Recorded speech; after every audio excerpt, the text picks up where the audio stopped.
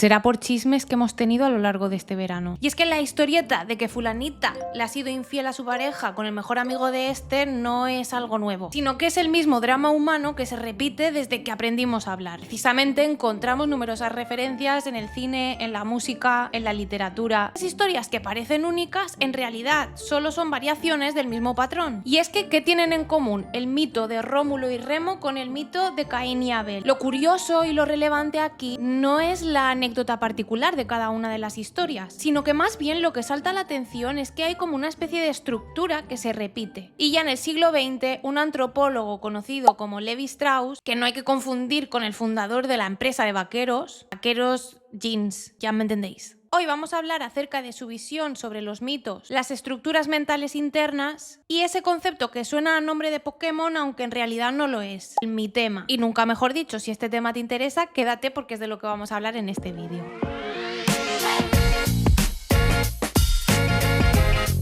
En el campo de la antropología del siglo XX, pocos nombres han tenido tanta relevancia como el de Claude Lévi-Strauss.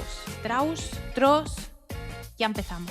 Filósofo de formación y antropólogo de vocación, Lévi-Strauss se convirtió en una de las figuras más influyentes en el desarrollo del estructuralismo, corriente que transformó nuestra manera de entender la cultura, los sistemas simbólicos y en particular los mitos. Nuestro amigo Levi, lo vamos a dejar así, en nuestro amigo Levi, nació en Bruselas en 1908 y desarrolló gran parte de su carrera en Francia. Su formación inicial fue en filosofía, pero pronto se volcó hacia la antropología. Durante la década de 1930 realizó trabajo de campo en Brasil, estudiando comunidades indígenas amazónicas. Allí fue donde se dio cuenta de que más allá de las diferencias culturales superficiales, existían patrones recurrentes en los mitos y en las instituciones sociales. Nuestro amigo Levi se vio profundamente influenciado por el estructuralismo lingüístico de Ferdinand de Saussure, que básicamente se había dado cuenta de que todas las lenguas al final no eran una mera acumulación de palabras, sino que era más bien un sistema de relaciones. La lengua es un sistema formal basado en la diferenciación de sus elementos y sus unidades solo pueden definirse mediante sus relaciones con otras unidades dentro del sistema. Y básicamente lo que hizo nuestro amigo Levi fue coger ese estructuralismo que se estaba gestando dentro de la lingüística y trasladarlo al campo de la antropología. De esta manera desarrolló una metodología que aplicaba los principios del estructuralismo lingüístico al estudio de los mitos. Así surgió una de sus obras más conocidas, las mitológicas, Le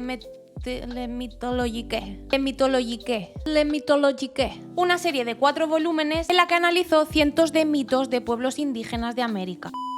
Para Lévi-Strauss el mito debe ser entendido como una especie de lenguaje, pero no un lenguaje en el sentido de frases cotidianas, sino como un sistema de significación que, al igual que la lengua, se organiza mediante estructuras. Fue a la puta.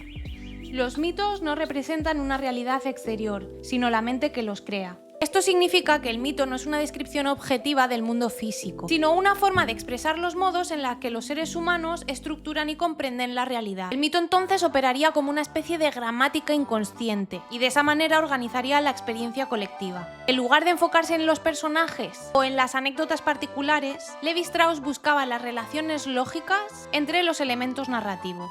Un punto clave en su teoría es que el pensamiento humano tiende a organizar la realidad en oposiciones binarias: vida, muerte, naturaleza, cultura, hombre, mujer, crudo, cocido. Estas oposiciones, según él, se encuentran en todas las culturas y tiempos históricos, es decir, que son universales. El mito surgiría entonces como un mecanismo para mediar y resolver esas oposiciones. Por ejemplo, el mito de Prometeo, el que roba el fuego a los dioses para entregárselo a los hombres, simbolizaría el paso de la naturaleza a la cultura. El mito no elimina las contradicciones, pero ofrece narrativamente un marco donde esas tensiones pueden representarse y de alguna manera procesarse. Una de sus mayores aportaciones es el concepto de mitema. Así como en la lingüística existen los morfemas y los fonemas como unidades mínimas del lenguaje, en la mitología los mitemas son los componentes básicos del relato mítico. Por ejemplo, un héroe nace de manera milagrosa, un hermano mata a otro, una mujer transgrede una prohibición. Cada mito está formado por una serie de mitemas que, al combinarse, generan narraciones complejas. Y estos mitemas los encontramos repetidos y transformados en múltiples culturas.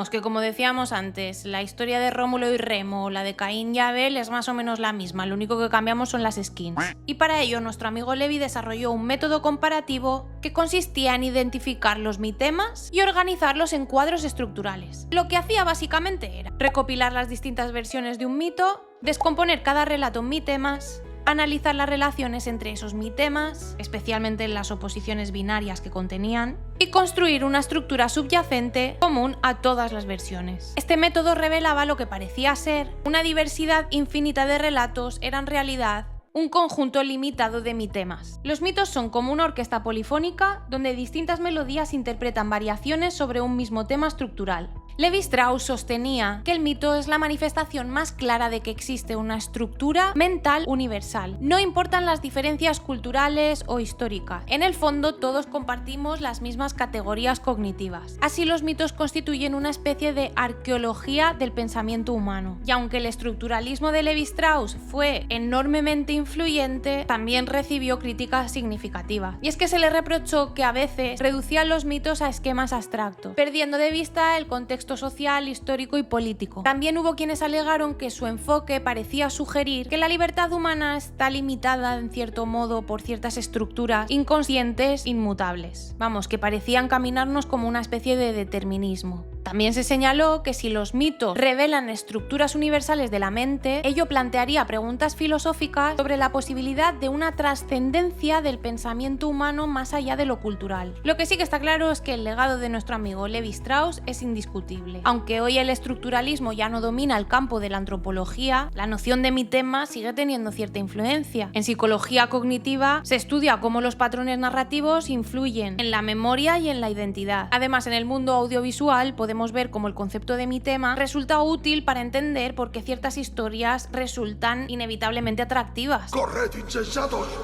El mito es lenguaje y el mitema es la prueba de que, en el fondo, todos contamos la misma historia. Y ahí radica la genialidad de Levi-Strauss, hacernos ver que no solo contamos historias, sino que las historias nos cuentan a nosotros. Y hasta aquí el vídeo de hoy. Si te ha gustado, dale a like y suscríbete. Nos vemos en el próximo.